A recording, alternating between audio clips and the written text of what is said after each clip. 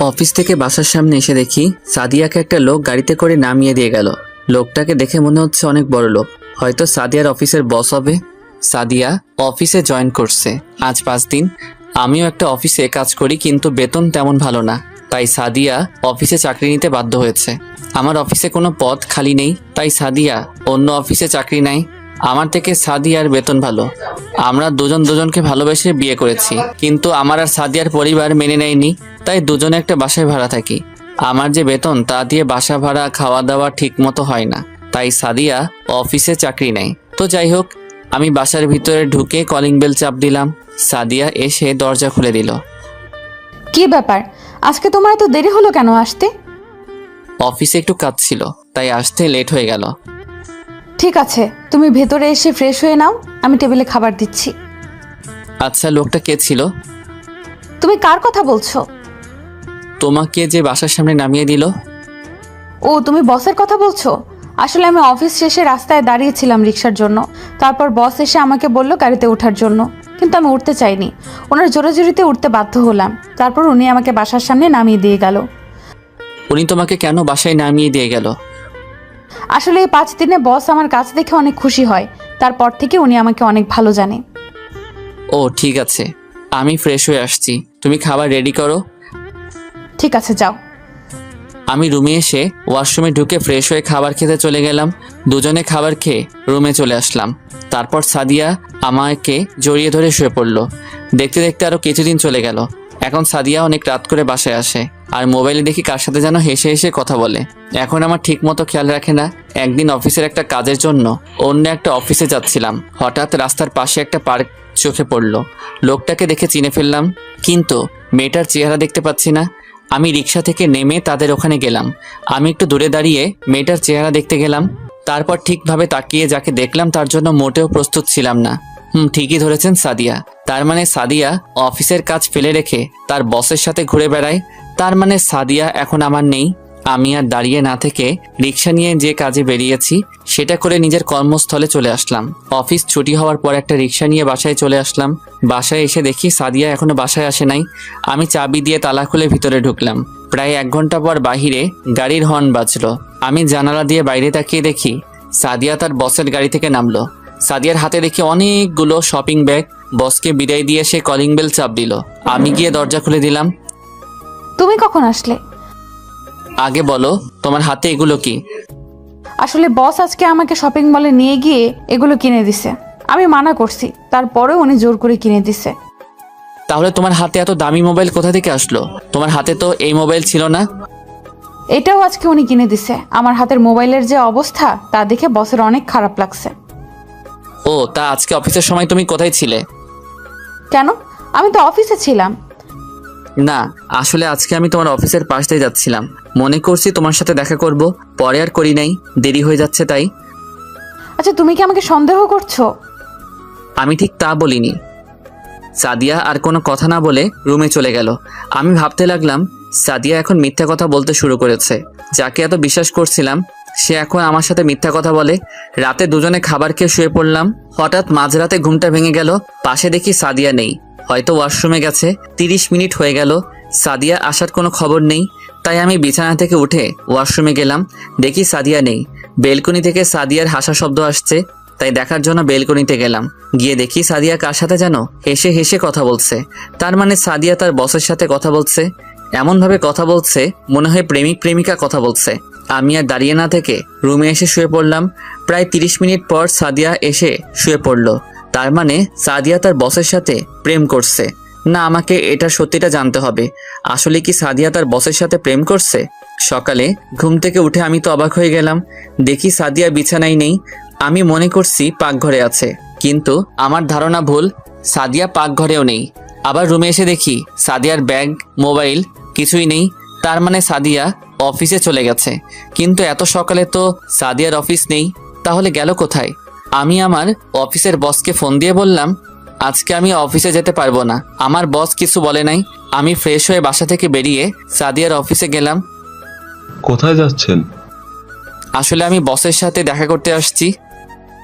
আজকে তো বস অফিসে আসবে না, বস একটা কাজের জন্য সিলেট গেছে। বস কি একা গেছে নাকি ওনার সাথে কেউ গেছে?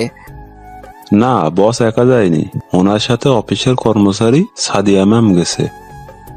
কাজ শেষ করে কখন আসবে?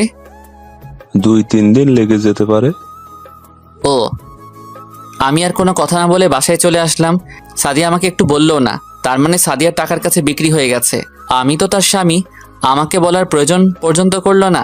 3 দিন পরে সাদিয়া বাসায় আসলো, এসে সোজা রুমে চলে গেল, আমার সাথে কথা পর্যন্ত বললো না। এই 3 দিন সাদিয়া আমার খোঁজ খবর নেয়নি। তুমি কাজের জন্য বাইরে যাবে, আমাকে বলে যাওনি কেন? তোমাকে বলার প্রয়োজন মনে করি না। তুমি আমার সাথে এভাবে কথা বলছো কেন? তোমার সাথে কি কথা বলবো? আমি তোমার স্বামী, আমি তোমাকে বলতে পারি। তোর মতো স্বামী থাকার চেয়ে না থাকাই ভালো। তুমি আমাকে তুই তাই করে বলছো কেন? তোর সাথে কিভাবে কথা বলবো? তোকে আমার ভালো লাগে না। তাহলে আমাকে বিয়ে করছো কেন? জীবনে ভুল করলে ওইটাই করেছি, তোর মতো ছেলেকে বিয়ে করে। বিয়ে হয়েছে আজ প্রায় 8 মাস হয়েছে। কি দিয়েছিস তুই? একটা ভালো জামা, একটা স্বর্ণের চেইন, আজ পর্যন্ত কিছুই দিতে পারলি না। তোর থেকে আমার বস অনেক ভালো আছে, আমাকে গলার চেইন, দামি ফোন, দামি দামি জামা কাপড়, আরো কত কি দিয়েছে। তুমি তো আমাকে ভালোবেসে বিয়ে করছো, আমার টাকা পয়সা কেনা, তাহলে এখন কেন এমন করছো? আসলে তুমি চাও কি? আমি তোর কাছে ডিভোর্স চাই, আমি আর তোর সাথে থাকতে চাই না। ডিভোর্স দিলে তুমি খুশি হবে? আমি অনেক খুশি হব। আমি আমার বসকে বিয়ে করব, তার আছে টাকা পয়সা, বাড়ি গাড়ি। তোর থেকে বস অনেক ভালো। ঠিক আছে, তোমার কাছে ডিভোর্স পেপার পৌঁছে যাবে, তবে মনে রেখো আমার দরজা তোমার জন্য চিরজীবন বন্ধ থাকবে। আমার কাছে আসতে চাইলেও আমি তোমাকে আর মেনে নিব না। সেটা কোনো দিন হবে না। দেখতে দেখতে আজ 2 বছর চলে গেল। এখন আমি নিজেদের অফিস দেখাশোনা করি। আপনারা হয়তো ভাবছেন আমি নিজেদের অফিস বললাম কেন। আসলে আমার বাবা একজন বিজনেসম্যান। আমার পরিবারে আমি, মা, বাবা আর একটা বড় বোন আছি। আর সাদিয়ার মা নেই, তার বাবা দ্বিতীয় বিয়ে করে এবং সাদিয়ার সৎ মা ভালো না। সাদিয়াকে জোর করে বিয়ে দিতে চাইছিল একটা খারাপ ছেলের কাছে। আমি সাদিয়াকে কলেজ লাইফ থেকে ভালোবাসি, তাই আমি সাদিয়াকে কাজী অফিসে বিয়ে করে বাসায় নিয়ে আসি। কিন্তু বাবা আমাদের মেনে নেয়নি, কারণ সাদিয়ারা ছিল গরিব। বাবা বলেছে আমি যদি সাদিয়াকে ভুলে যেতে পারি তাহলে আমাকে বাসায় থাকতে দিবে, আর না হলে বাড়ি থেকে বেরিয়ে যেতে বলছে। আমি আমার ভালোবাসাকে ছেড়ে দিতে পারবো না, তাই সাদিয়াকে নিয়ে বাসা থেকে বেরিয়ে আসি। তারপর একটা বাসা নিয়ে দুজনে থাকতে লাগলাম। আমার কাছে যা টাকা ছিল সব শেষ হয়ে গেছে, এভাবে তো আর চলবে না। তাই অনেক কষ্টে একটা অফিসে চাকরি নেই আমি। দেখতে দেখতে 2 মাস চলে যায়, কিন্তু আমার যে বেতন তা দিয়ে কোনো রকম চলে যায়। তাই সাদিয়া বলল সেও নাকি অফিসে চাকরি করবে। আমি আর না করলাম না, বাসায় একা একা বসে থেকে তারপর সে একটা অফিসে চাকরি নেয়। এরপর কি হলো আপনারা তো জানেন। সাদিয়া আমাকে ছেড়ে যাওয়ার পর আমি নিজের বাসায় চলে আসি। এসে বাবা মার পায়ে পড়ে ক্ষমা চাইছি, আমার ভুল হয়ে গেছে, আমাকে তোমরা মাফ করে দাও। তারপর বাবা মা আমাকে মাফ করে দেয়। এরপর থেকে আমি নিজেদের অফিস দেখাশোনা করি। এখন আমি প্রায় সাদিয়ার কথা ভুলেই গেছি। আজকে অফিসে কিছু পদের জন্য লোক নেওয়া হবে, সবার ইন্টারভিউ আমি নিব। তাই সকালে ঘুম থেকে উঠে ফ্রেশ হয়ে নাস্তা করে গাড়ি নিয়ে অফিসে চলে গেলাম। অফিসের ভিতরে ঢোকার সাথে সাথে সবাই দাঁড়িয়ে আমাকে সালাম দিল। আমি তাদের বসতে বলে নিজের কেবিনে চলে গেলাম। চেয়ারে বসে বসে দুলাভাই তাকে ফোন দিয়ে আমার কেবিনে আসতে বললাম। আসলে দুলাভাই আমাদের অফিসে ম্যানেজারের দায়িত্ব পালন করে। কেমন আছো শালাবাবু? কেবিনে ঢুকে একটা চেয়ার টেনে বসে, এই তো ভালো আছি। সবাই কি আসছে দুলাভাই? সবাই এসে পড়েছে। তাহলে একজন একজন করে আসতে বলো। ওকে, তুমি বসো, আমি পিয়ন চাচাকে বলে দিচ্ছি। বলে রুম থেকে বেরিয়ে গেল। তারপর একজন একজন করে আসতে লাগলো। সবার শেষে একজন মেয়ে বাকি ছিল ইন্টারভিউ নেওয়ার। আমি মাথা নিচু করে একটা ফাইল দেখতেছিলাম। হঠাৎ একটা মেয়ে বলল, may I come in sir? Yes, coming. মেয়েটা ভিতরে ঢুকলো। আমি তার চেহারা এখনো দেখি নাই। মেয়েটা আমার সামনে দাঁড়িয়ে রইল। বসুন আর সার্টিফিকেটগুলো দেন। এই নেন স্যার। যেই না মেয়েটার দিকে তাকিয়ে সার্টিফিকেট নিব, আমি তো মেয়েটাকে দেখে মোটেও প্রস্তুত ছিলাম না। এ আর কেউ নয়, সাদিয়া। কিন্তু সাদিয়া আগের থেকে অনেক শুকিয়ে গেছে, চেহারার কি অবস্থা করছে। সাদিয়া আমাকে দেখে বলল, রাসেল তুমি? হ্যালো মিস, রাসেল না স্যার বলবেন। Sorry sir. তা বসকে বিয়ে করে আবার চাকরির জন্য কেন আসলেন? আমি কাউকে বিয়ে করি নাই। ও, তার মানে বস তোমাকে বিয়ে করবে বলে তোমার সাথে রাত কাটিয়ে তাড়িয়ে দিছে? তুমি সব কি বলছো রাসেল? বলছি না আমার নাম নেবেন না, শুধু স্যার বলবেন। আপনি আসতে পারেন, আপনার চাকরি হবে না। সাদিয়া চেয়ার থেকে উঠে এসে আমার পা জড়িয়ে ধরে কান্না করতে করতে বলল, স্যার এই চাকরিটা আমার খুব দরকার, তা না হলে আমায় রাস্তায় নামতে হবে। তাহলে বসকে ছেড়ে চলে আসলেন কেন? উনি আজ 1 বছর আগে মারা যায়। এরপর ওনার ব্যবসা প্রতিষ্ঠান নিলামে বিক্রি হয়ে যায়। তারপর ওখান থেকে এসে একটা বাসা ভাড়া নিয়ে থাকি। মানুষের বাসায় কাজ নিচ্ছিলাম, কিন্তু তাদের বাসার ছেলেরা আমার শরীরের দিকে তাকিয়ে থাকে, তাই বাসা বাড়ি আর কাজ করি নাই। গার্মেন্টসে চাকরি নিছি, কিন্তু কিছুদিন আগে গার্মেন্টসে আগুন লাগে। তারপর 1 মাস বসে থাকলাম, ঠিকভাবে একবেলা ভাত পর্যন্ত খেতে পারতাম না। কিছুক্ষণ থেমে আবার বলতে লাগলো, অনেক কষ্টেই দিনটা কেটেছে। একদিন পাড়ার এক ভাই বলল, তোর পড়ালেখা আছে, তুই গিয়ে অফিসে চাকরি কর। কিন্তু আমি বললাম, অফিসে তো চাকরি করতে ঘুষ লাগে, আমি তো তাদের ঘুষ দিতে পারবো না। তখন ভাইয়া বলল, এই অফিসের বস না অনেক ভালো, উনি টাকা নিয়ে চাকরি দেয় না, উনি যোগ্যতা দেখে চাকরি দেয়। তারপর আসলাম ইন্টারভিউ দিতে। এতক্ষণ সাদিয়া কথাগুলো বলতেই চোখের পানি দিয়ে পুরো শরীর ভিজে গেছে। কেমন জানি সাদিয়ার জন্য একটু মায়া হলো, কিন্তু তাকে আরো কষ্ট দিতে হবে। আমি যতটুকু কষ্ট পেয়েছি তার থেকে ওকে আরো বেশি কষ্ট পেতে হবে। আপনাকে আমি চাকরি দিতে পারি, তবে আমার কিছু শর্ত আছে। কি শর্ত বলুন, আমি আপনার সব শর্তে রাজি আছি। আমার এখানে চাকরি করতে হলে আমার কথা মতো চলতে হবে। আমি যখন যা বলবো আপনাকে তাই করতে হবে। অফিসে কারোর সাথে বসে গল্প করা যাবে না। সঠিক টাইমে অফিসে আসতে হবে। ঠিক টাইমে অফিসে আসতে না পারলে বেতন থেকে টাকা কেটে নেওয়া হবে। যদি এসব কিছু অমান্য করেন তাহলে আপনাকে 20 লক্ষ টাকা জরিমানা এবং থানায় ঢুকিয়ে দেওয়া হবে। এবার বলুন, আপনি রাজি? আমি আপনার সব শর্তে রাজি আছি। তাহলে এখানে একটা সই করুন।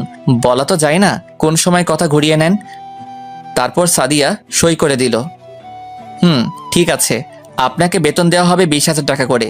এবার আপনি বাসায় চলে যান। কালকে ঠিক টাইমে অফিসে চলে আসবেন, আর অফিস টাইম কিন্তু 9টায়। কথাটা মনে রাখবেন। সাদিয়া মাথা নিচু করে অফিস থেকে বেরিয়ে গেল। তার মানে সাদিয়া এখনো বিয়ে করেনি। নিশ্চয়ই তার বস তাকে ভালোবাসে নাই, ভালোবেসেছে তার শরীরকে। এখন টাকা কোথায় গেল? টাকার জন্য আমাকে ছেড়ে চলে গেছো? আমি তাকে আর কখনো মেনে নিব না।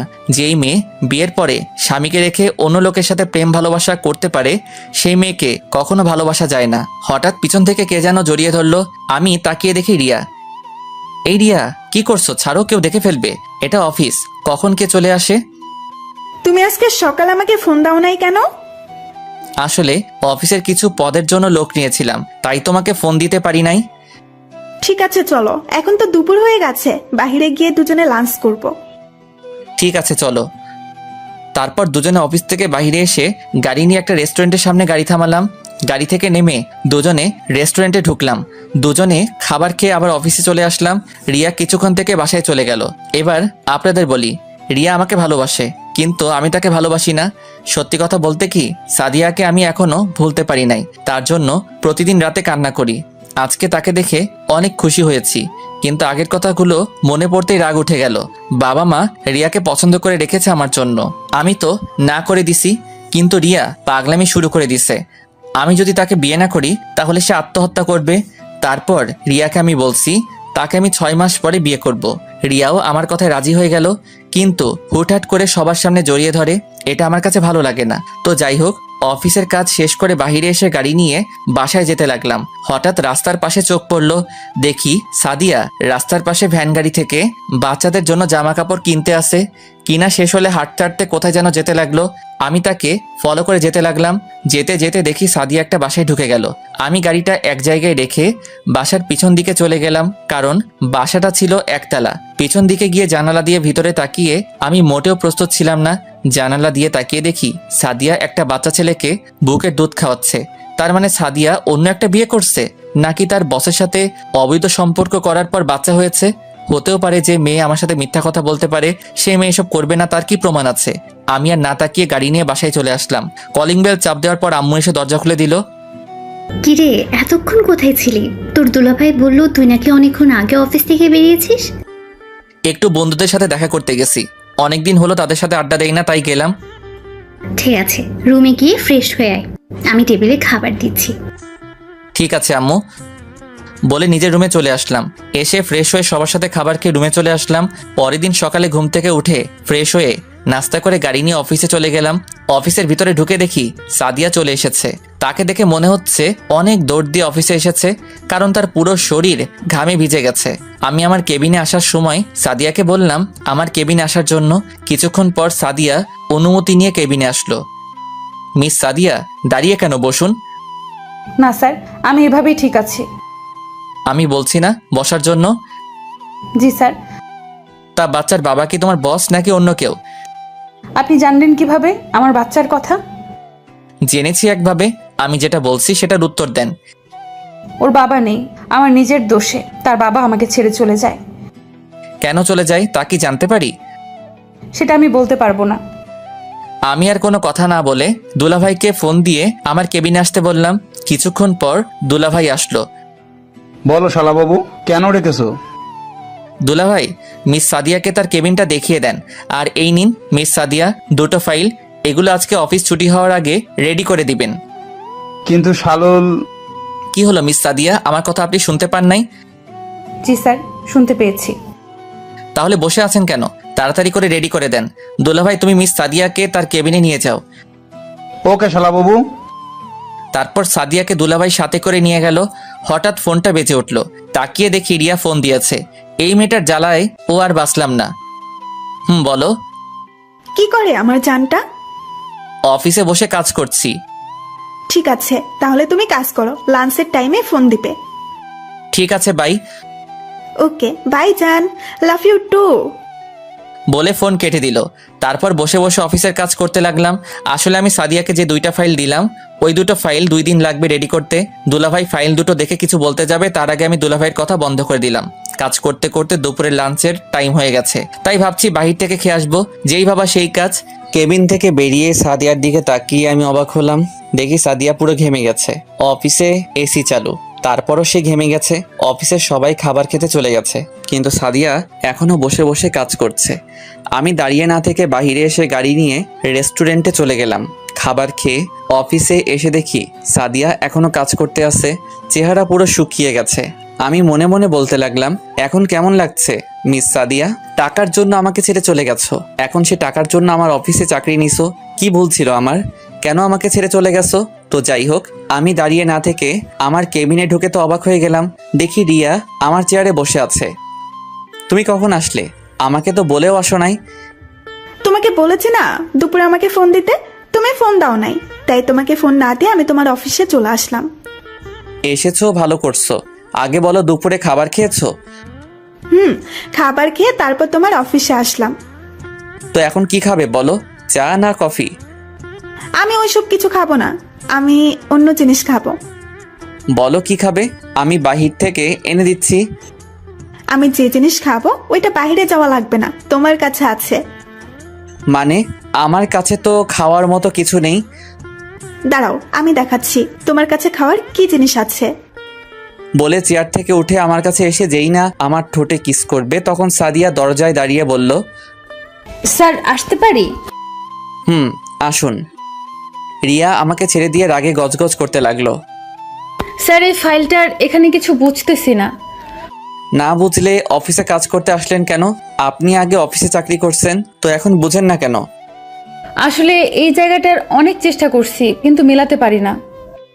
ঠিক আছে, আপনি ফাইলটা রেখে অন্য ফাইলটার কাজ করুন। ঠিক আছে স্যার। বলে সাদিয়া যেই না সামনে পা বাড়াবে, হঠাৎ সে মাটিতে পড়ে গেল।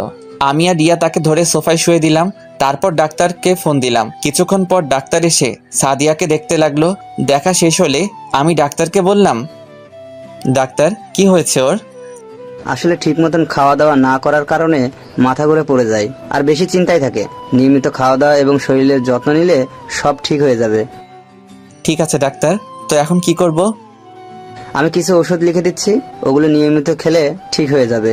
আর বলবেন চিন্তা বেশি যেন না করে। ঠিক আছে ডাক্তার, আমি ওকে সব বলে দিব।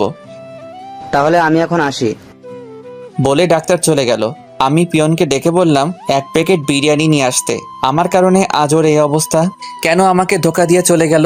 আজ যদি তুমি আমাকে ছেড়ে না যেতে তাহলে দুজনে কত সুন্দর করে সংসার করতাম। আজ তোমার ভুলের জন্য এত কষ্ট করতে হয় তোমাকে। কিছুক্ষণ পর পিয়ন বিরিয়ানি নিয়ে আসলো। রিয়া বিরিয়ানি হাতে নিল, তারপর সাদিয়াকে শোয়া থেকে উঠিয়ে নিজেতে খাইয়ে দিতে লাগলো। রিয়া মেয়েটা আসলে ভালো, তবে তার যখন তখন জড়িয়ে ধরা আমার ভালো লাগে না। ও আপনাদের তো বলতে ভুলে গেছি, পিয়ন ডাক্তার যে ওষুধ লিখে দিয়ে গেছে ওগুলো সাথে করে নিয়ে আসছে। সাদিয়াকে খাবার খাইয়ে দেওয়ার পর ওষুধ খাইয়ে দিল। আপনি খাওয়া দাওয়া আর এত চিন্তা করেন কেন? আসলে হাতে তেমন টাকা নেই, ঘরে বাজার সদাই কিছু নেই। যে কয় টাকা ছিল ওগুলো দিয়ে বাচ্চার জন্য একটা জামা নিছি আর কিছু খাবার নিছি। সকালে কিছু খেয়ে আসি নাই, তাই হঠাৎ মাথা ঘুরে পড়ে যাই। আপনার স্বামী নেই? আছে।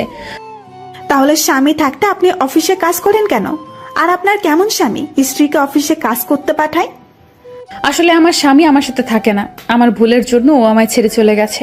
সে চলে যাওয়ার 1 বছর 2 মাস পর আমার কোলে একটা সন্তান জন্ম নেয়। আপনার স্বামী জানে না ওর যে একটা সন্তান হয়েছে? না, ও জানে না। এখন যদি বলি ওর বাচ্চা এটা, সে কখনো আমায় বিশ্বাস করবে না, কারণ তার বিশ্বাস আমি আগেই ভেঙে দিছি। আচ্ছা মিস সাদিয়া, আপনি এখন বাসায় চলে যান। কিন্তু স্যার, এখনো তো অফিসের টাইম শেষ হয় নাই। ওটা আপনাকে ভাবতে হবে না, আপনি বাসায় চলে যান। রাসেল, তুমি কিছু মনে না করলে ওনাকে কি আমি বাসায় পৌঁছে দেব? ঠিক আছে, তুমি নিয়ে যাও। তাহলে আমি একটা কথা বলি। বলো। আমি বলছি কি, ওনার অগ্রিম মাসের বেতনটা দিয়ে দাও। ঠিক আছে, দিচ্ছি। তারপর সাদিয়ার বেতন দিয়ে দিলাম রিয়ার হাতে। রিয়া আমাকে জড়িয়ে ধরে কপালে চুমু দিল। সাদিয়া মাথা নিচু করে ফেললো। লজ্জা পাওয়ার কিছু নেই সাদিয়া, ওর সাথে আমার বিয়ে ঠিক হয়ে আছে। আরো 5 মাস পরে আমাদের বিয়ে। তোমাকে কিন্তু আগে দাওয়াত দিয়ে রাখলাম। দোয়া করি ম্যাম, আপনার যেন সুখে শান্তিতে সংসার করতে পারেন। ঠিক আছে চলো, তবে আমাকে ম্যাম নয়, আমার নাম ধরে ডাকবে। ঠিক আছে। আসছি কলিজা। এসো। রিয়া আর সাদিয়া আমার কেবিন থেকে বেরিয়ে গেল, কিন্তু আমার একটা জিনিস মাথায় আসছে না। বিয়ের কথা শুনে সাদিয়া কান্না করলো কেন? হয়তো নিজের স্বামীর বিয়ে নিজের চোখের সামনে দেখতে হবে, তাই কান্না করছে। তো যাই হোক, অফিসের কাজ শেষ করে বাসায় চলে আসলাম। তারপর রাতে খাবার খেয়ে রিয়ার সাথে কথা বলে ঘুমিয়ে পড়লাম। এভাবে দেখতে দেখতে আরো 1 মাস চলে গেল। এখন সাদিয়াকে তেমন কষ্ট দেই না। তারপর ও প্রতিদিন অফিসে আসলে দেখি সাদিয়ার চোখগুলো লাল হয়ে থাকে, মনে হয় ঠিকমতো ঘুমায় না। আর রিয়া এখন প্রতিদিন আমার অফিসে আসে, এসে আমাকে জড়িয়ে ধরে কিস করবে, আমার কোলে বসে থাকবে। কিছু বললে বাসায় গিয়ে জিনিস ভাঙা শুরু করে দিবে, তাই কিছু বলি না। ও আপনাদের তো বলতে ভুলে গেছি, আমি সাদিয়াকে ছেড়ে আসার 1 মাস পরে ডিভোর্স পেপার পাঠিয়ে দিয়েছি। সকালে ঘুম থেকে উঠে ফ্রেশ হয়ে নাস্তা করে গাড়ি নিয়ে অফিসে চলে আসলাম। অফিসের ভিতরে ঢুকে সাদিয়ার কেবিনে তাকিয়ে দেখি সাদিয়া এখনো আসেনি, তাই পিয়নকে বলে আসলাম সাদিয়া অফিসে আসলে যেন আমার কেবিনে পাঠিয়ে দেয়। আমি আমার কেবিনে এসে বসলাম। কিছুক্ষণ পর দেখি রিয়া আমার কেবিনে ঢুকে সোজা আমার কোলে বসে গেল আর পুরো চেহারায় চুমু দিতে লাগলো। কি করছো রিয়া? কেউ চলে আসবে। আসলে আসুক, আমি আমার জামাইকে চুমু খাচ্ছি, কার কি যায় আসে। হঠাৎ সাদিয়া আমার কেবিনে ঢুকে গেল, দেখে মনে হচ্ছে অনেক জোরে দৌড়ে আসছে অফিসে। কি ব্যাপার, আপনি বিনা অনুমতিতে আমার কেবিনে ঢুকলেন কেন? আসলে স্যার, অফিসে আসার পর পিয়ন বলল আপনি নাকি পিয়নকে বলেছেন আমি অফিসে আসলে আপনার কেবিনে আসতে বলেছেন, তাই তাড়াহুড়ো করে চলে আসলাম। তাই বলে বিনা অনুমতিতে ঢুকবেন? Sorry sir. তো আজকে অফিসে আসতে এত লেট কেন? আপনি হয়তো শর্তের কথা ভুলে গেছেন। আসলে স্যার, রিমন খুব অসুস্থ, তাকে হসপিটালে নিয়ে গিয়েছিলাম। ডাক্তার দেখিয়ে আসতে আসতে লেট হয়ে গেছে। রিমন কে? আমার ছেলের নাম রিমন। তা ছেলের এই নাম কে রেখেছে? এটা তার বাবা বলেছে। আমাদের বিয়ে হওয়ার পর তার বাবা বলেছে আমাদের ছেলে হলে নাম রাখবে রিমন, আর মেয়ে হলে সিনথিয়া, তাই তার বাবার কথাই নাম রেখেছি। আমি আর কিছু বলতে পারলাম না, কারণ আমার আর সাদিয়ার বিয়ে হওয়ার পর আমি বলেছি এই নাম রাখতে। তার মানে সাদিয়া বলতে চাইছে রিমন আমার ছেলে। আমি কিছু বলতে যাব তার আগে রিয়া বলল, তুমি কেমন ছেলেকে বিয়ে করেছো? তোমার খোঁজ খবর একবারের জন্যও নেয়নি। তুমি না হয় একটা ভুল করেছো, তাই বলে সে তোমায় ছেড়ে চলে যাবে? আমি যে ভুল করেছি সে ভুলের কখনো কি ক্ষমা হবে কিনা তা আমি জানি না, তবে একটা কথা বলি, তার জন্য এখনো পথ চেয়ে বসে আছি। আমি দোয়া করি আল্লাহ যেন তোমার স্বামীকে তোমার কাছে ফিরিয়ে দেয়, বাচ্চার কথা ভেবে যেন তোমাকে ক্ষমা করে দেয়। তাহলে আমি এখন আসি স্যার, কেবিনে কাজ পড়ে আছে। সাদিয়া কোনো কথা না বলে তার কেবিনে চলে গেল। আমি ভাবতে লাগলাম রিমনের বাবা আমি কেমন করে হব? আমি সাদিয়ার সাথে থাকাকালীন শুনি নাই তো যে সাদিয়া প্রেগনেন্ট, তাহলে আমি কি করে রিমনের বাবা হব? না, আমার মাথায় কাজ করছে না। হঠাৎ রিয়া বলল, তুমি কোথায় হারিয়ে গেলে? তোমাকে আমি ডাকছি, তোমার কোনো রেসপন্স নেই। তেমন কিছু না, তুমি বাসায় চলে যাও।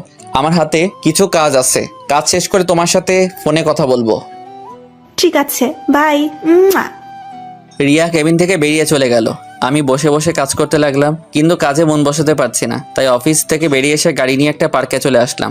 হঠাৎ পিছন থেকে কেউ একজন বলল, তুমি এখানে কেন? তারপর আমি তার দিকে তাকিয়ে পুরো অবাক হয়ে গেলাম, কারণ এ হচ্ছে স্বাধীন। আপনারা হয়তো ভাবছেন স্বাধীনকে, আসলে স্বাধীন হচ্ছে আমি আগে যে অফিসে কাজ করতাম ওই অফিসে স্বাধীনও কাজ করত। কেমন আছিস?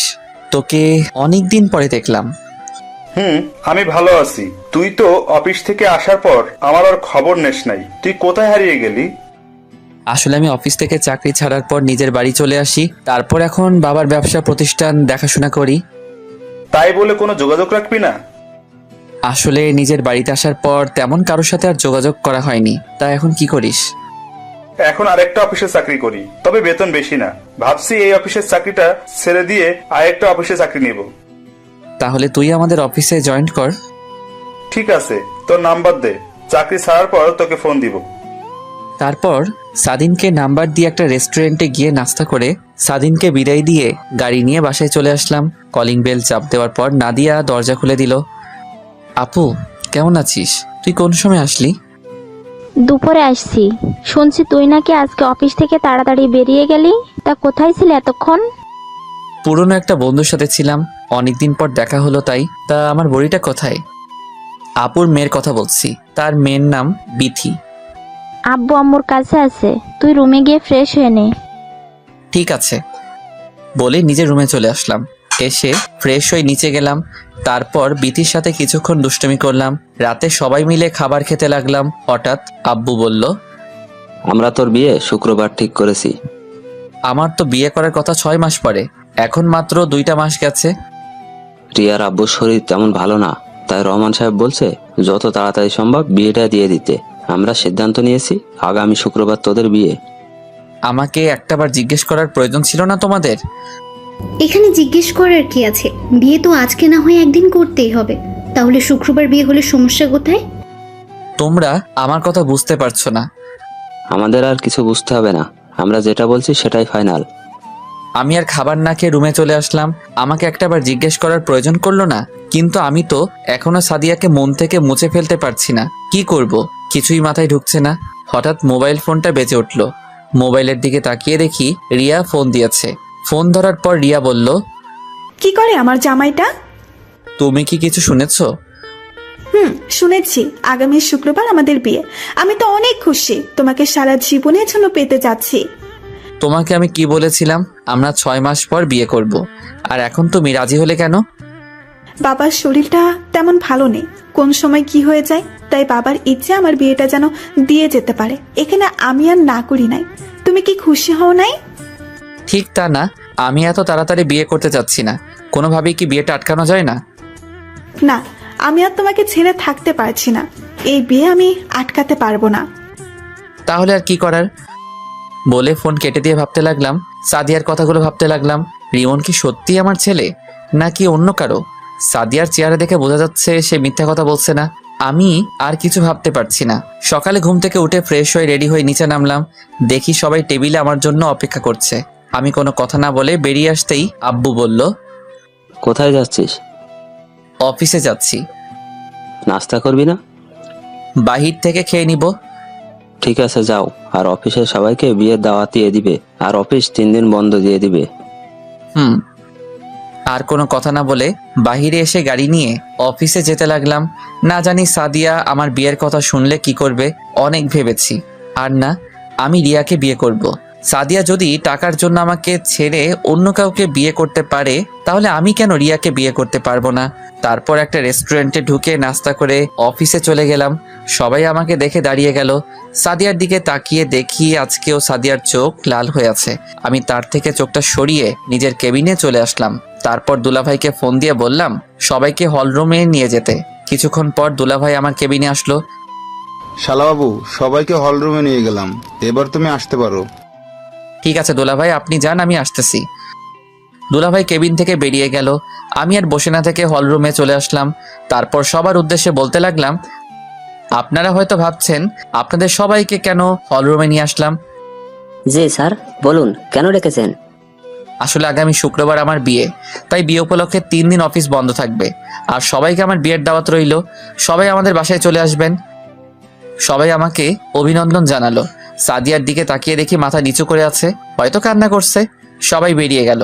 আমি সাদিয়াকে বললাম, মিস সাদিয়া, আপনি কিন্তু অবশ্যই আসবেন, আর রিয়াকে বউ সাজানোর দায়িত্ব কিন্তু আপনার। ঠিক আছে স্যার, আমি চেষ্টা করব যাওয়ার জন্য। চেষ্টা না, আপনাকে আসতে হবে ঠিক আছে স্যার। বলে দৌড়ে হলরুম থেকে বেরিয়ে গেল। অনেক কষ্ট হচ্ছে তাই না? তুমিও আমাকে ছেড়ে চলে যাওয়ার পর আমারও অনেক কষ্ট হয়েছে। এখন কেন কষ্ট পাচ্ছ?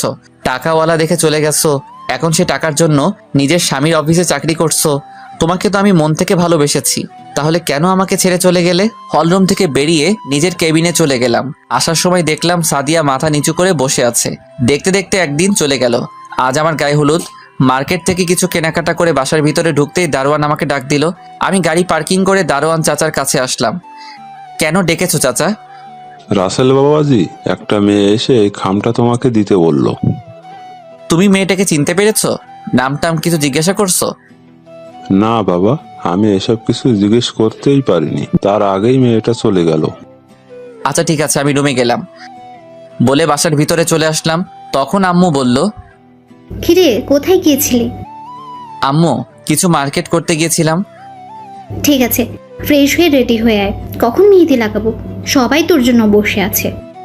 ঠিক আছে আম্মু, আমি রেডি হয়ে আসতেছি বলে নিজের রুমে চলে আসলাম। রুমে এসে মার্কেটগুলো আর খামটা বিছানায় রাখলাম। তারপর ওয়াশরুমে ঢুকে ফ্রেশ হয়ে রেডি হতে লাগলাম। হঠাৎ খামটার দিকে চোখ পড়লো। ওপর দিয়ে কিছুই লেখা নেই, কেন জানি মন বলছে খামটা খুলে দেখতে। তাই বিছানায় বসে খামটা খুলে দেখি একটা চিঠি। তারপর আমি চিঠিটা পড়তে লাগলাম। প্রিয় স্বামী, হয়তো ভাবছো তোমাকে স্বামী বললাম কেন, কারণ তুমি এখনো আমার স্বামী। কারণ আমি তোমার ডিভোর্স পেপারে সাইন করি নাই। তোমাকে আজ সব সত্যি কথা খুলে বলছি। সামনাসামনি বললে হয়তো তুমি আমাকে বিশ্বাস করতে না, তাই চিঠি লিখে দিলাম। আমি যখন অফিসে চাকরিতে ঢুকি তার কিছুদিন পর আমি হঠাৎ অফিসে মাথা ঘুরে পড়ে যাই। তখন অফিসের বস, যাকে তুমি খারাপ বলছো, আমি বলি ওনার মতো ভালো মানুষ হয় না। ওই দিন মাথা ঘুরে পড়ে যাওয়ার সময় বস তার গাড়িতে করে হসপিটালে নিয়ে আসে। তারপর আমাকে কিছু পরীক্ষা করে। পরীক্ষা করার পর ডাক্তার বলল 7 দিন পরে আসতে।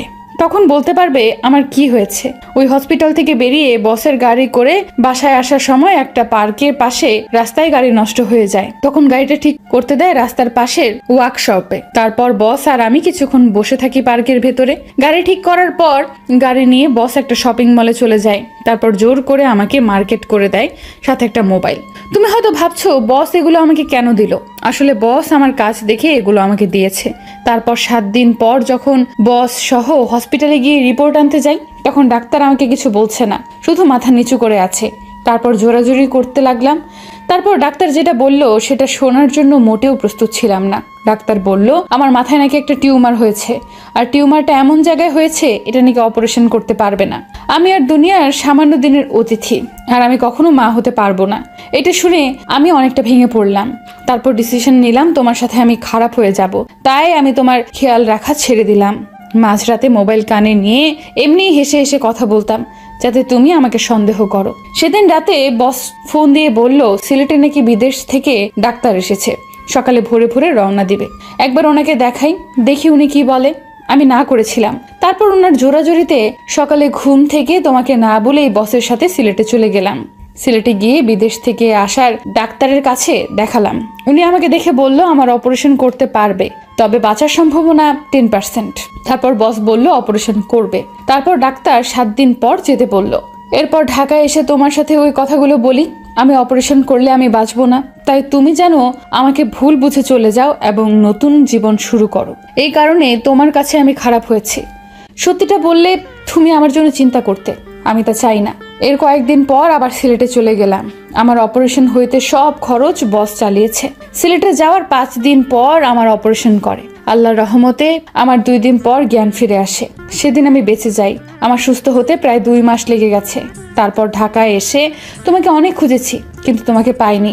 তোমার বাসায় যেতে চেয়েছিলাম, কিন্তু পরে মনে পড়লো তোমার বাবা তো আমার কারণে তোমাকে ঘর থেকে বের করে দিয়েছে, তাই তোমার ভালোর জন্য আর তোমার বাসায় যায়নি। এখন তুমি বলবে তাহলে বাচ্চা কোথা থেকে আসলো? আসলে এই বাচ্চা আমার না, আমি তোমার কাছে মিথ্যা বলেছি। এই বাচ্চার বাবা হচ্ছে আমার অফিসের বস। বসের স্ত্রী রিমনকে জন্ম দিয়ে মারা যায়, তারপর সে বাচ্চা আমি লালন পালন করি। তার কিছুদিন পরই বস মারা যায়। আসলে বস তার বউকে অনেক ভালোবাসতো, তার বউয়ের চিন্তায় সেও স্ট্রোক করে মারা যায়। তারপর আমি রিমনকে লালন পালন করি। একটা খালার বাসায় থেকে অনেক জায়গায় চাকরি ইন্টারভিউ দিছি, কিন্তু কোথাও চাকরি হয় নাই। তারপর খালার সাথে বাসায় বাড়িতে কাজ নিই। তারপর কি হলো তুমি তো জানো। তারপর যখন অফিসে ইন্টারভিউ দিতে যাই তখন তোমাকে দেখতে পাবো আমি কল্পনাও করতে পারিনি। মন চাইছে তোমাকে জড়িয়ে ধরি, কিন্তু অতীতের কথা মনে পড়েই আর ধরি নাই। প্রথম দিন দেখি একটা মেয়ে তোমার কেবিনে ঢুকলো, তখন পাশের একটা ছেলে জিজ্ঞেস করলাম মেয়েটাকে, তখন সে যেটা বলল আমার পায়ের নিচ থেকে মাটি সরে গেল। ও বলেছে তোমার আর রিয়ার বিয়ে ঠিক হয়ে আছে। আমি মনে করেছি তোমাকে যখন পেয়েছি তাহলে আবার আপন করে নেব, সব সত্যি বলে দেব। কিন্তু যতবার তোমার কাছে যাব ততবার রিয়া অফিসে চলে আসে। এর কিছুদিন পর যখন তুমি বললে তোমার বিয়ে, আমি তখন কি করব ভেবে পাচ্ছি না। তখন সিদ্ধান্ত নিলাম আমি আর এখানে থাকবো না, অনেক দূরে রিমনকে নিয়ে চলে যাব। আমি নিজের চোখে তোমার বিয়ে দেখতে পারবো না, তাই অনেক দূরে চলে গেলাম। আমাকে খুঁজেও পাবে না। তুমি রিয়াকে নিয়ে সংসার করো। আমি দোয়া করি আল্লাহ যেন তোমাদের দুজনকে সারা জীবন একসাথে রাখে। এতে তোমার হতভাগা স্ত্রী। আমি পুরো পড়ে চোখের পানি ফেলতে ফেলতে জামা কাপড় ভিজিয়ে ফেলেছি। আমি কি করলাম? একটা নির্দোষ মেয়েকে খারাপ বললাম? আমি কি করে পারলাম এমনটা করতে? আমি কোনো রকম চোখের পানি মুছে একটা জামা গায়ে দিয়ে বাসা থেকে বেরিয়ে গাড়ি নিয়ে সাদিয়া যেখানে থাকতো সেই বাসায় গেলাম। কিন্তু গিয়ে দেখি বাসায় তালা মারা। সাদিয়াকে খুঁজতে লাগলাম পুরো শহরে। হঠাৎ একটা ট্রাক এসে আমার গাড়িটাই মেরে দিল। আমার গাড়িটা একটা গাছের সাথে বাড়ি খায়। তারপর আর আমার কিছু মনে নেই। দেখতে দেখতে 3 বছর চলে গেল। আপনারা হয়তো ভাবছেন এই 3 বছরে কি হলো। আসলে আমি অ্যাক্সিডেন্ট হওয়ার পর 2 বছর কোমায় ছিলাম। আমার মাথায় অনেক জোরে আঘাত লাগে। 2 বছর পর যখন কোমা থেকে ফিরিয়ে আসি, তারপর এই বছর ধরে সাদিয়াকে খুঁজতে লাগলাম। অনেক জায়গায় খুঁজেছি সাদিয়াকে, কিন্তু কোথাও পাইনি। কোমা থেকে আসার পর 6 মাস খুঁজেছি। তারপর থেকে অফিস দেখাশোনা করি, অফিসের ফাঁকে ফাঁকে বিভিন্ন জায়গায় খুঁজতে বের হই। এখন আপনারা বলবেন রিয়ার কি হলো? আসলে রিয়া 2টা বছর আমার সেবা যত্ন করেছে। মেয়েটা আমাকে সত্যি অনেক ভালোবাসে, কিন্তু আমি সাদিয়াকে ছাড়া কিছু ভাবতে পারছি না। বাবা মা অনেকবার বলেছে রিয়াকে বিয়ে করতে, আর রিয়াও জেনে গেছে সাদিয়া আর আমার সম্পর্কের কথা। তো যাই হোক, বিকালে অফিস শেষে বাসায় চলে আসলাম। গাড়ি পার্কিং করে দরজায় কলিং বেল চাপ দিলাম। রিয়া এসে দরজা খুলে দিল। আসলে রিয়া এখন আমাদের বাড়িতে থাকে, আগের মতো আর পাগলামি করে না। কি ব্যাপার, আজকে তুমি এত তাড়াতাড়ি আসলে যে? আজকে আর সাদিয়াকে খুঁজতে গেলাম না, তাই বাসায় চলে আসলাম। না জানি সাদিয়া আপু কোথায় আছে, কিভাবে আছে, কি করছে কে জানে। প্রতিদিন নামাজ পড়ে দোয়া করি আল্লাহ যেন তোমার সাদিয়াকে ফিরিয়ে দেয়। রিয়া, তুমি তো আমার সবকিছু জেনে গেছো, তারপরও কেন এখানে পড়ে আছো? আমার এই মনে শুধু সাদিয়া থাকবে, আমি অন্য কাউকে এই মনে জায়গা দিতে পারবো না। আমি তোমাকে অনেক ভালোবাসি রাসেল, তোমাকে না দেখে থাকতে পারবো না। তোমাকে নাই পেলাম, তবে তোমাদের বাড়ি থেকে যেতে বলো না, আমি না হয় কাজের মেয়ে হয়ে থাকবো। এ তুমি কি বলছো? তুমি এ বাড়িতে সারা জীবন থাকো, কোনো সমস্যা নেই, তবে তোমার তো একটা ভবিষ্যৎ আছে। কতদিন এভাবে পড়ে থাকবে? তুমি যেমন সাদিয়াকে তোমার মনে জায়গা দিয়েছ, তেমন আমার এই মনে তোমাকে জায়গা দিয়েছি। আমি তোমাকে ছেড়ে অন্য কোথাও থাকতে পারবো না। তুমি আমাকে বিয়ে করে কখনো সুখী হতে পারবে না। আমি বলি তুমি অন্য কাউকে বিয়ে করো। আমি আর কখনো বিয়ে করব না। যদি বিয়ে করতে হয় তোমাকে করব, আর না হয় চিরকুমারী থাকবো। রিয়া, এসব পাগলামি করো না। সহজ সরল মানুষগুলো আঘাত পেতে পেতে একদিন ঠিকই পরিবর্তন হয়ে যায়। সুখের আকাশটা আজ রাতের মতো কালো, সাজানো স্বপ্নগুলো হয়ে গেল এলোমেলো। ঠিক আছে, আমি রুমে যাচ্ছি। আব্বু আম্মু কোথায়? ওনারা রুমে আছে, তুমি গিয়ে ফ্রেশ হয়ে নাও। রুমে এসে ফ্রেশ হয়ে নিলাম। রাতে খাবার খেতে গেলাম, তখন আব্বু বলল, কত আর এভাবে সাদিয়াকে খুঁজবি? আমি বলি কি, তুই রিয়াকে বিয়ে করে নে। আজ 3টা বছর কেটে গেছে, এখনো সাদিয়াকে পাস নাই। তুই বাবা আর না করিস না। মেয়েটা তোর জন্য 3টে বছর অনেক কষ্ট করেছে, আমাদের অনেক খেয়াল রেখেছে। তুই রাজি হয়ে যা বাবা। ঠিক আছে, আমাকে কিছুদিন সময় দাও, আমি ভেবেচিন্তে বলছি। বলে খাবার খেয়ে রুমে চলে আসলাম। এভাবে দেখতে দেখতে আরো 10 দিন চলে গেল। হঠাৎ অফিসের একটা কাজের জন্য সিলেটে যেতে হবে, যশোর যেতে হবে। যশোরের কথা শুনে আমার একটা কথা মনে পড়ে গেল। সাদিয়া বলেছে তার এক বান্ধবী যশোর থাকে। সাদিয়ার ইচ্ছে ছিল তার বান্ধবীর সাথে দেখা করার, কিন্তু কাজের চাপের কারণে আর যাওয়া হয়নি। কিন্তু আমি তার বান্ধবীকে কখনো দেখিনি, তাহলে কিভাবে চিনবো? দেখি কাজের ফাঁকে খুঁজে পাওয়া যায় কিনা, না পেলে কি আর করার, রিয়াকে বিয়ে করতে হবে। তো সকালে রেডি হয়ে বাসার সবাইকে বলে গাড়ি নিয়ে বের হয়ে গেলাম। প্রায় 5-6 ঘন্টা পর যশোর এসে পৌঁছালাম। একটা হোটেলে উঠলাম, রুমে এসে ফ্রেশ হয়ে দুপুরের খাবারের জন্য বাইরে গেলাম। হোটেলেও খাওয়া যায়, অর্ডার দিলে রুমে দিয়ে যায়, কিন্তু বাইরে যাচ্ছি সাদিয়াকে খোঁজার জন্য। একটা রেস্টুরেন্টে ঢুকে খাবার খেয়ে বাইরে আসলাম, গাড়ি নিয়ে বের হলাম না। বাইরে এসে দেখি একটা পার্ক দেখা যায়, তাই পার্কে চলে গেলাম। চারপাশে দেখতে লাগলাম কত কাপল জোড়া হয়ে বসে আছে। হঠাৎ একটা বাচ্চা ছেলের দিকে চোখ পড়লো, দেখি বাচ্চাটা অনেক সুন্দর, কি সুন্দর একা একা খেলা করছে। ছেলেটাকে দেখে বোঝা যায় 4 বছরের বাচ্চা, তাই দাঁড়িয়ে না থেকে তার কাছে গেলাম।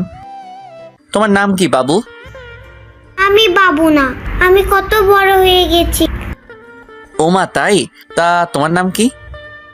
জাহিদ হাসান রিমন। নামটা শুনে কেমন বুকটা কেঁপে উঠলো। রিমন নাম তো সাদিয়ার বসের ছেলের নাম ছিল, তাহলে কি সেই রিমন? তখন আমি তাকে আবার বললাম, তা তুমি কার সাথে এসেছো? আমার ফুপির সাথে। কোথায় তোমার ফুপি? ফুপি আমার জন্য আইসক্রিম আনতে গেছে। ও, তোমার আম্মু কোথায়? ও অফিসে গেছে। হঠাৎ পিছন থেকে একটা মেয়ে বলল, এই নাও রিমন তোমার আইসক্রিম। ফুপি তুমি এসেছো, দাও আমার আইসক্রিম। মেয়েটা রিমনকে আইসক্রিম দিল। আমাকে দেখে বলল, আপনি কে? আপনাকে তো ঠিক চিনতে পারলাম না। জি আমি রাসেল, আমি ঢাকা থেকে এসেছি।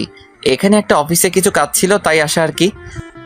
ও, আমি মিম, বর্তমানে একটা অফিসে কাজ করি, আর আমার স্বামী অন্য একটা অফিসে চাকরি করে। আজকে শরীরটা ভাল লাগছে না, তাই অফিসে যাইনি। রিমন বাহানা ধরলো সে একটু বাইরে ঘুরতে যাবে, তাই তাকে নিয়ে পার্কে আসলাম। আচ্ছা, রিমনের বাবা কোথায়?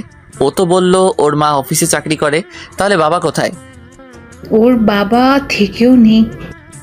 মানে? আমি এখন কিছু বলতে পারবো না, আমার বাসায় যেতে হবে। রিমনের মা আর আমার স্বামী অফিস থেকে আসার সময় হয়ে গেছে, আপনাকে অন্য এক সময় বলবো। আর কোনো কথা না বলে মিমে রিমনকে নিয়ে চলে গেল। আমার কেমন জানি মনে হচ্ছে এই সেই রিমন। আর কিছু না ভেবে হোটেলে চলে আসলাম।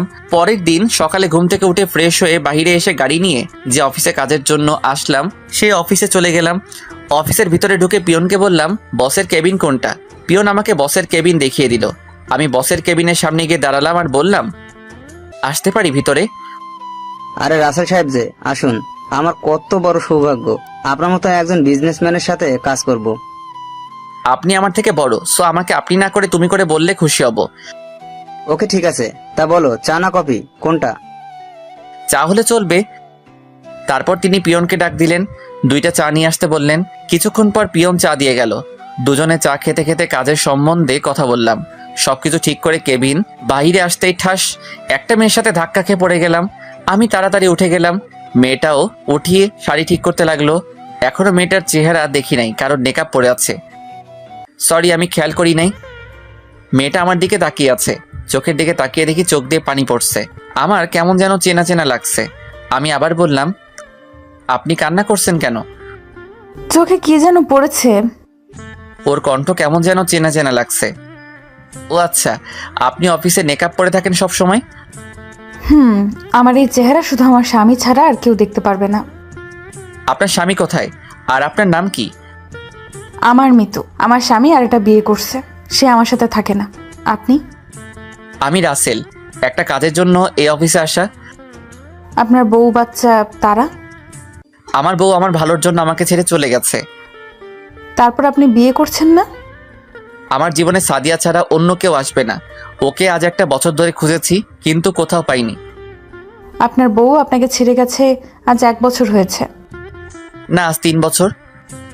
তাহলে 2 বছর কি হয়েছে আপনার? তাহলে শুনুন। তারপর সবকিছু খুলে বললাম। দেখি মেয়েটা বারবার চোখের পানি মুছতে আসছে। আপনি কান্না করছেন কেন? আপনার কথাগুলো শুনে। আচ্ছা, পরে কথা বলবো, আমি এখন যাই। এখন কোথায় যাবেন? এখানে একটা হোটেলে উঠেছি, কাজ শেষ হলে ঢাকায় ফিরে যাব। ও আচ্ছা, ঠিক আছে, যান। আমি আর কোনো কথা না বলে হোটেলে চলে গেলাম। তারপর ফ্রেশ হয়ে দুপুরের খাবার খেয়ে একটা ঘুম দিলাম। বিকেলে ঘুম থেকে উঠতে দেখি একটা মেয়ে আমাকে জড়িয়ে ধরে শুয়ে আছে। চুলের জন্য মেয়েটার চেহারা দেখা যায় না। আমি আস্তে করে যেই না চুলগুলো মুখের সামনে থেকে সরিয়ে চেহারা দেখলাম, তার চেহারা দেখে আমি মোটেও প্রস্তুত ছিলাম না। কি ভাবছেন সাদিয়া? আরে না, রিয়া। রিয়া কখন আসলো? তার চেয়ে বড় কথা হলো রিয়া আমার রুমে ঢুকলো কিভাবে, আর প্রায় বাড়িতে থাকলে রাতে এসে আমাকে জড়িয়ে ধরে শুয়ে থাকে। আমি অনেকবার রিয়াকে মানা করছি, কিন্তু সে আমার কথা শুনে না। তার নাকি আমাকে জড়িয়ে ধরে শুয়ে থাকতে ভালো লাগে। তারপর থেকে আমি তাকে আর কিছু বলি না। তো যাই হোক, আমি রিয়াকে বুকের উপর থেকে সরিয়ে দিলাম। রিয়ার ঘুমটা ভেঙে গেল। তুমি এখানে কেন, আর কখন আসলে, আমার রুমে ঢুকলে কিভাবে? আস্তে আস্তে এতগুলো প্রশ্ন একসাথে করলে কোনটা আগে বলবো? ওকে বলো। বাসার থেকে তুমি চলে আসার পর বাসাটা কেমন যেন ফাঁকা ফাঁকা লাগছে। তোমাকে ছাড়া আমি থাকতে পারি না। গতকাল তুমি আঙ্কেল আন্টির সাথে কথা বলার সময় আমি জানতে পারি তুমি এখানে আছো, তাই সকালে কাউকে না বলে সোজা এখানে চলে আসি। তা বুঝলাম, কিন্তু আমার রুমে ঢুকলে কিভাবে? চাবি তো আমার কাছে ছিল। ম্যানেজারকে বলেছি আমি তোমার আত্মীয় এবং তোমার বাবা মা তুমি আর আমি একসাথে ছবি তুলেছি, ওগুলো ম্যানেজারকে দেখিয়েছি। তারপর তিনি এক্সট্রা চাবি দিয়ে দরজা খুলে দিল। আসবে যখন তাহলে আমি আসার সময় বলো নাই কেন? তাহলে দুজনে একসাথে আসতাম। বলি নাই বেশ করেছি, আমার অনেক খিদে লেগেছে, তুমি খাবার নিয়ে আসো, আমি ফ্রেশ হয়ে আসছি। চলো বাহিরে গিয়ে রেস্টুরেন্টে খাবার খাবে আর সিলেট শহরটা ঘুরে দেখবে। আসলে বাহিরে গেলে সাদিয়াকে খুঁজতে পারবো, তাই বললাম। ঠিক আছে, আমি ফ্রেশ হয়ে আসছি, আমি আসার পর তুমি ফ্রেশ হবে।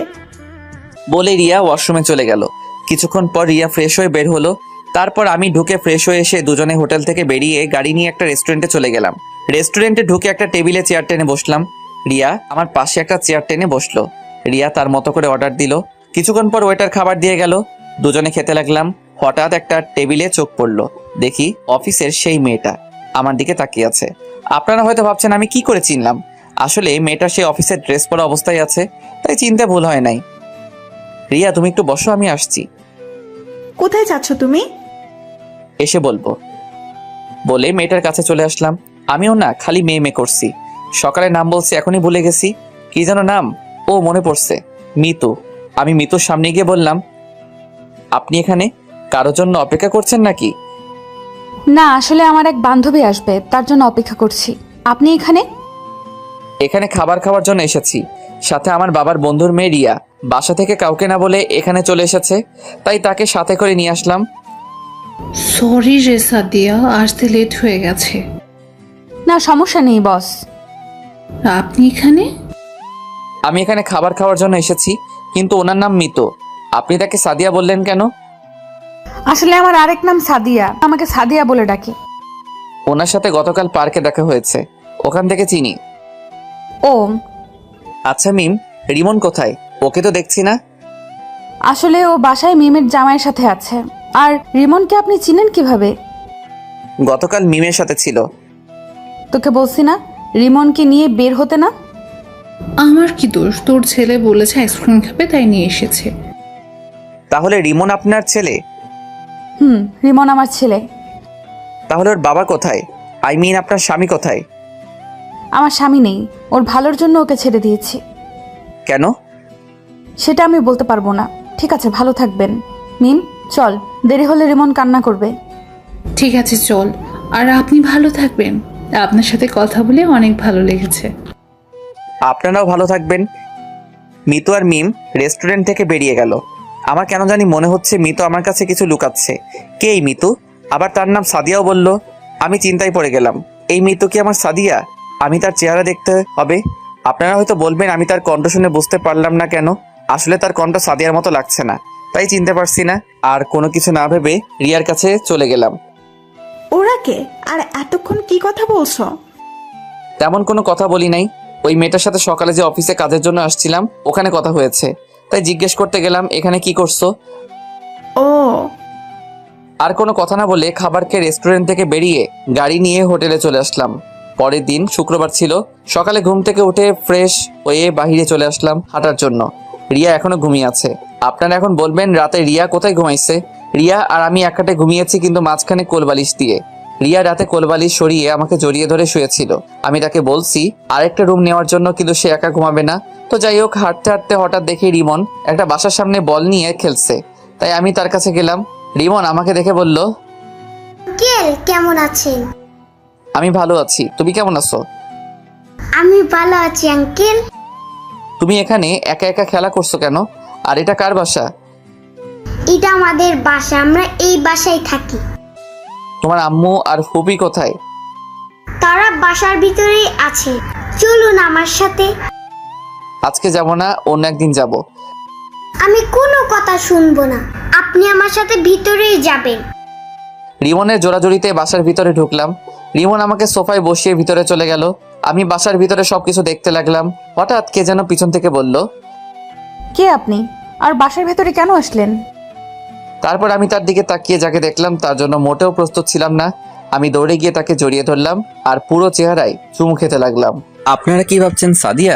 ঠিকই ধরেছেন, এ আর কেউ নয়, সাদিয়া। আমি কান্না করে দিলাম আর বলতে লাগলাম, সাদিয়া তুমি এতদিন কোথায় ছিলে? আমি তোমাকে অনেক খুঁজেছি কিন্তু কোথাও পাইনি। তুমি আমাকে সত্যিটা বললে না কেন? তুমি জানো না আমি তোমাকে অনেক ভালোবাসি। আমি তোমাকে সত্যিটা বলতে চেয়েছি, কিন্তু যখন শুনলাম তোমার আর রিয়ার বিয়ে, তখন আমি অনেক কষ্ট পেয়েছি।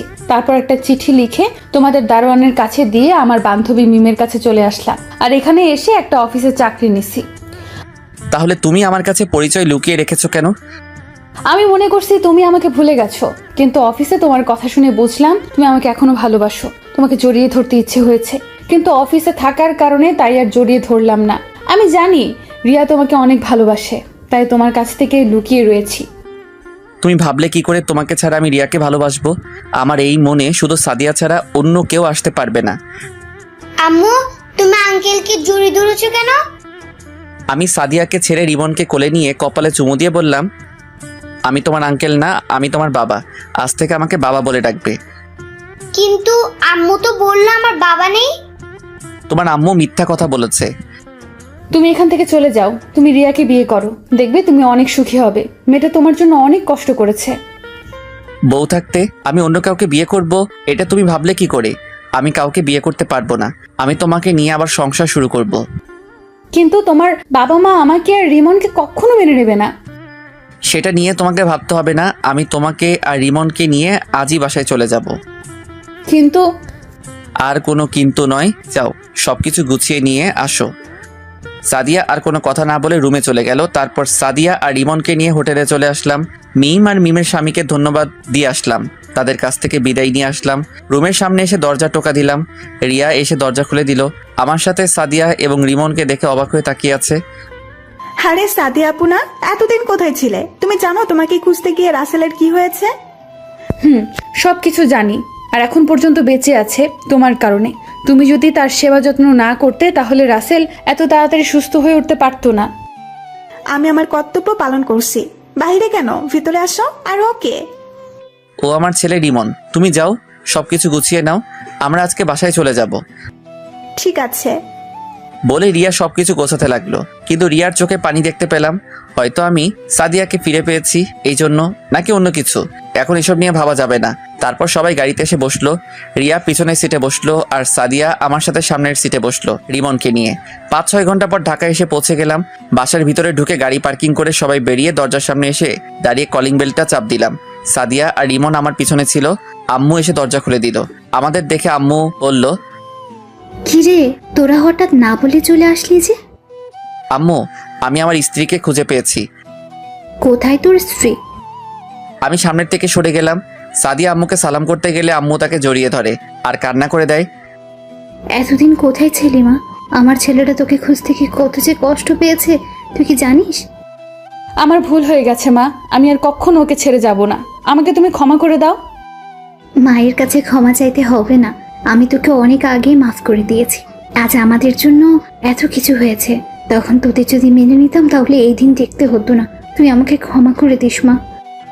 ছি ছি আম্মু, এই আপনি কি বলছেন? মেয়ের কাছে আম্মু কখনো ক্ষমা চায় না। তোমাদের প্রতি আমার কোনো রাগ অভিমান নেই। আচ্ছা ঠিক আছে, তা ছেলেটা কি?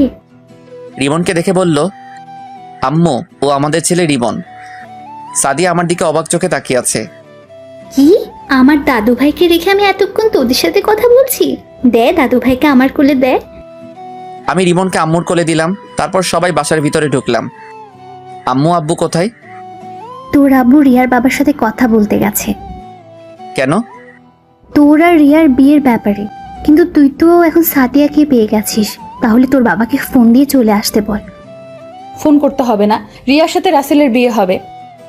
সাদিয়া তুমি কি পাগল হয়ে গেছো? তুমি থাকতে আমি রিয়াকে কেন বিয়ে করব? কারণ রিয়া তোমাকে ভালোবাসে। আমি আর রিয়া মিলে তোমার সাথে সংসার করব। প্লিজ তুমি না করো না। বৌমা, এ তুমি কি বলছো?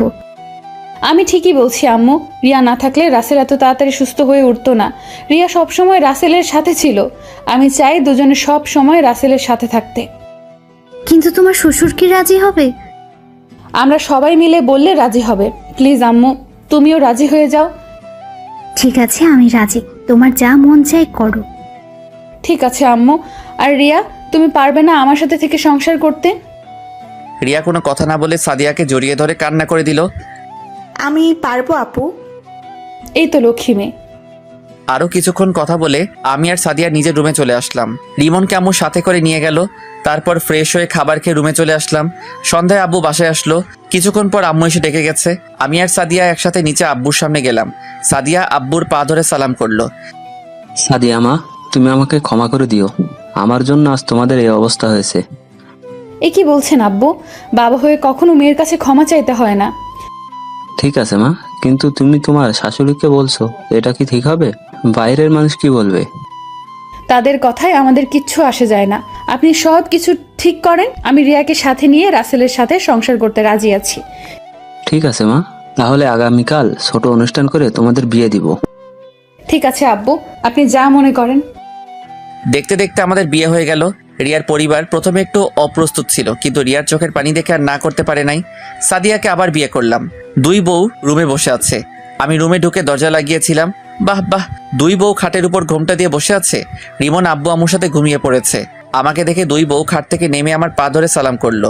আমি দুজনকে জড়িয়ে ধরলাম। তারপর দুই বউ আর আমি অজু করে এসে 2 রাকাত নফল নামাজ আদায় করলাম। সাদিয়া আর রিয়া খাটে গিয়ে বসলো। আমিও খাটে গিয়ে বসলাম। আগে সাদিয়ার ঘোমটা তুললাম। সাদিয়াকে অনেক সুন্দর লাগছে। এবার রিয়ার ঘোমটা তুললাম। বাহ, যেন একটা পরী। আমি তাদের দুজনের দিকে তাকিয়ে দেখতে লাগলাম। সাদিয়া আর রিয়া যেটা করলো তার জন্য মোটেও প্রস্তুত ছিলাম না। দুজনে আমাকে খাটে ফেলে দিয়ে পুরো শরীরে কিস করতে লাগলো। ভাই, জীবনে বাচ্চা থাকলে দুজনকে কখনো বিয়ে করবেন না। এভাবে কি খালি তাকিয়ে থাকবে? বাসর করবে না? তোমরা দুজন একসাথে আমার যে অবস্থা করলে, আমার বাসর করা মিটে গেছে। তোমরা আমাকে ছেড়ে দাও। তুমি বললে তো আর হবে না, আমাদের একটা বাংলাদেশ টিম লাগবে। তাহলে তো আমাকে অনেক পরিশ্রম করতে হবে। করতে হলে করবে। ঠিক বলছো, এখন আমাদের আদর করো। আমি পারবো না, আমি এখন ঘুমাবো। এটা বললে তো আর হবে না, তোমার কাজ শুরু করে দাও। তারপর আর কি, দুজনকে খাটে ফেলে দিয়ে আমার কাজ শুরু করে দিলাম। আরে ভাই, আর সামনে দেখতে হবে না, বিয়ে করে দেখে নিবেন আমি কি করছি। সকালে ঘুম থেকে উঠে দেখি দুজনে আমাকে জড়িয়ে ধরে শুয়ে আছে। দুজনকে দেখতে একদম পরীর মতো লাগছে। হঠাৎ রিয়ার পেটের উপর দেখি কিছু নেই। আমি রিয়ার পেটের উপর হাত বোলাতে লাগলাম। রিয়া কেঁপে উঠলো। রিয়া আমাকে আরো শক্ত করে জড়িয়ে ধরলো। রিয়া জড়িয়ে ধরার সাথে সাথে সাদিয়াও আমাকে জড়িয়ে ধরলো। হাই হাই, আমি কি করব? তাই সকালবেলা আরেকবার করে ফেললাম। কি করলাম তা আমি বলতে পারবো না, আমার শরম করে। আমি কিন্তু গল্পে লুচ্চা হতে পারি, কিন্তু বাস্তবে অনেক ভালো ছেলে। আমার সাথে প্রেম করতে পারো, কিন্তু আমি করব না। সকালে একসাথে 3 জনে ওয়াশরুমে ঢুকে ফ্রেশ হয়ে নিচে গেলাম। দেখি আব্বু আম্মু নিজ হাতে নাস্তা খাইয়ে দিচ্ছে। সাদিয়া গিয়ে রিমনকে কোলে নিয়ে কপালে চুমু দিল।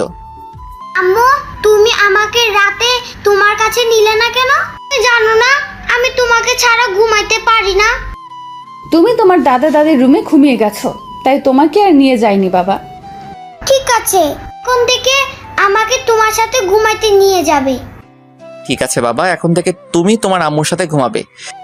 এভাবে দেখতে দেখতে 2 বছর চলে গেল। আমি এখন অফিস দেখাশোনা করতে ব্যস্ত থাকি, আর সাদিয়া আমার সাথে অফিস দেখাশোনা করে। রিয়া বাসায় মা বাবা আর রিমনের খেয়াল রাখে, আর রিয়া এখন প্রেগনেন্ট। অফিসে বসে কাজ করতে আসি, হঠাৎ আম্মু ফোন দিল। হ্যালো আম্মু, বলো। তুই আর সাথিয়া এক্ষুনি হাসপাতালে চলে আয়। রিয়ার ব্যথা উঠেছে, তাই তোর বাবা আর আমি রিয়াকে হাসপাতালে নিয়ে এসেছি। ঠিক আছে আম্মু, আমি আর সাদিয়া এখনই আসতেছি। ফোনটা কেটে সাদিয়াকে কল দিয়ে বললাম আমার কেবিনে আসতে। কিছুক্ষণ পর সাদিয়া আমার কেবিনে আসলো।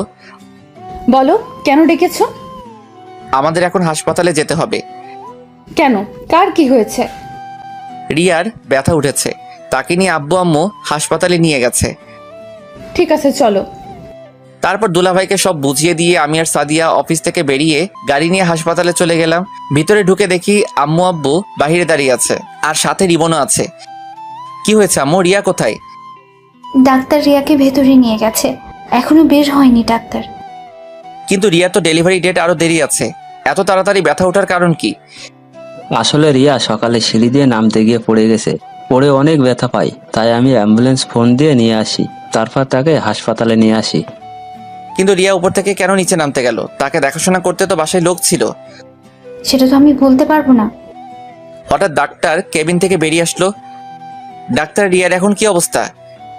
দেখুন, আমরা অনেক চেষ্টা করছি, কিন্তু কিন্তু কি ডাক্তার? আমরা অনেক চেষ্টা করতেছি। আপনার স্ত্রী আগে একটা কিডনি নষ্ট ছিল, এখন দ্বিতীয় যেটা ছিল সেটা দিয়ে এতদিন বেঁচে ছিল। আমাদের পক্ষে আপনার স্ত্রীকে বাঁচানো সম্ভব না, আমরা আপনার মেয়েকে বাঁচাতে সম্ভব হয়েছি। কিন্তু রিয়া তো আমাদের কিছু বলে নাই। সেটা আমি বলতে পারবো না। আপনারা সাদিয়াকে দুজনকে রিয়া ভিতরে যেতে বললো। আমি আর দাঁড়িয়ে না থেকে ভিতরে চলে গেলাম।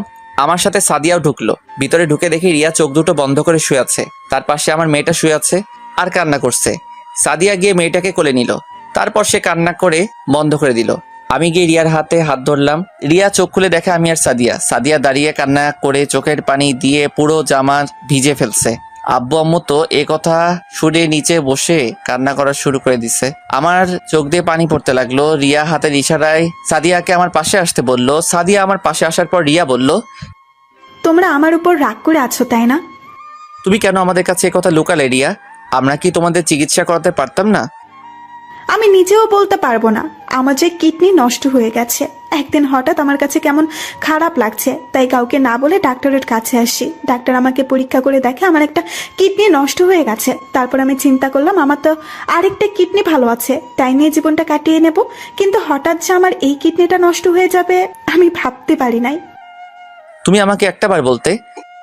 বলি নাই, আমি মনে করছি ঠিক হয়ে যাবে। আল্লাহ মনে হয় তোমাদের সাথে রাখতে চায় না আমাকে, তাই হয়তো আমাকে নিয়ে যাচ্ছে। তোমাকে আমরা কোথাও যেতে দিব না, তুমি ভালো হয়ে যাবে। দরকার হয় আমার কিডনি দিয়ে তোমাকে সুস্থ করে তুলবো। এখন আর আমার হাতে সময় নেই। আল্লাহ তোমাদের সাথে কিছু কথা বলার জন্য হয়তো এখনো রুহুটা নিয়ে যায় নাই। প্লিজ তুমি এমন কথা বলো না, তোমাকে আমি সুস্থ করে তুলবো। সাদিয়া, তোমার হাতটা একটু দাও তো। সাদিয়া রিয়ার হাতে হাত দিল। রিয়া আমার হাত আর সাদিয়ার হাত একসাথে মিলিয়ে বলতে লাগলো, সাদিয়া, তুমি আমার জানটাকে দেখে রেখো। ও তোমাকে অনেক ভালোবাসে, ওকে কখনো কষ্ট দিও না। আর তুমি সাদিয়াকে কখনো কষ্ট দিও না। তোমরা দুজনে সুন্দর করে জীবনটা সাজিয়ে নেবে, আর আমার মেয়েকে নিজের মেয়ে মনে করে লালন পালন করবে। কথা দাও আমার কথাগুলো মেনে চলবে। আমরা তোমার কথাগুলো মেনে চলবো। আমি এখন চিন্তামুক্ত হলাম। তোমরা সবাই ভালো থেকো, বাবা মার সেবা করো। রাসেল, আমাকে একটু জড়িয়ে ধরবে? বলতে দেরি আমি রিয়াকে জড়িয়ে ধরলাম। হঠাৎ রিয়ার কথা বন্ধ হয়ে গেল। আমি রিয়াকে ধরে চিৎকার করে কাঁদতে লাগলাম। আমার কান্না শুনে বাহিরের আব্বু আম্মু এবং রিয়ার আব্বু আম্মু এবং তার বড় ভাই ভিতরে আসলো। সবাই কান্না করতে লাগলো। তারপর রিয়ার মরা দেহটা নিয়ে বাসায় চলে আসলাম। পরে জানাজা সম্পন্ন করে বাসার পাশে দাফন করা হলো। পুরো বাসা কেমন যেন পাকা পাকা লাগছে। আমি রুমে বসে নীরবে কান্না করতে লাগলাম। হঠাৎ সাদিয়া আমার মেয়েটাকে এনে আমার কাছে দিল। কি সুন্দর একটা পরীর মতো। আমি মেয়েটার কপালে চুমু দিয়ে বুকে জড়িয়ে ধরে কান্না করে দিলাম। এভাবে দেখতে দেখতে 2 মাস চলে গেল। এখন সব আগের মতো সবকিছু স্বাভাবিক হয়ে আছে। আমার মেয়ের নাম রাখা হয়েছে সিনথিয়া। সাদিয়া সিনথিয়া নিজের মেয়ের মতো লালন পালন করে। আর ইমনকে একটা স্কুলে ভর্তি করিয়ে দিচ্ছি। দুলাভাই এখন নিজেই ব্যবসা দিচ্ছে। আপুকে নিয়ে তারা নতুন একটা ব্যবসা কিনছে, ওটাই থাকে। এখন আমি অফিসের কাজে ব্যস্ত থাকি, সাদিয়া বাসার কাজ সামলাতে ব্যস্ত থাকে। আপনারা হয়তো জানেন সাদিয়া কখনো মা হতে পারবে না, তো সবাই আমাদের জন্য দোয়া করবেন, আমরা যেন সুখে শান্তিতে বসবাস করতে পারি।